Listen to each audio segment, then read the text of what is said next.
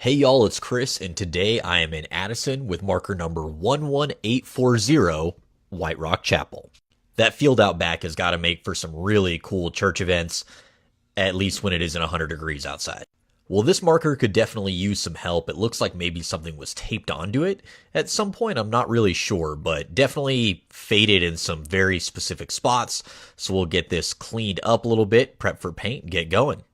The marker reads, formed in the freedmen's community of Upper White Rock, settled by former slaves from the nearby Coit, Caruth, and Aubier plantations, White Rock Chapel Methodist Church was organized after meeting at the home of George Coit.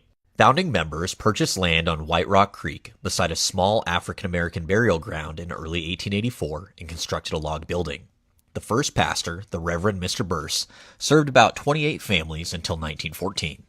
Frequent flooding was a problem for the congregation. According to oral history, the congregation sometimes spent days inside the building waiting for floodwaters to recede.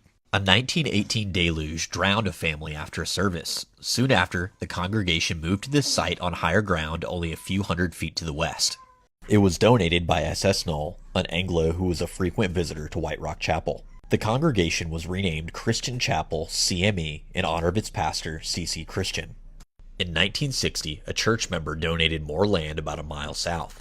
Most of the original congregation decided to relocate. After enduring the loss of their building from fire, remaining members reclaimed their original name, calling themselves White Rock Chapel Independent Methodist Church. In the fall of 1969, a large corporation claimed ownership of the 3 acres known as the White Rock Union Graveyard. Area churches banded together to fight the claim in court, securing a temporary restraining order. White Rock Chapel trustees continued the legal battle to preserve the land on which their church first met, finally prevailing in 1979. By the end of the 20th century, the church served a wide area of Dallas County, including the residents of the cities of Dallas, Grand Prairie, Garland, and Carrollton.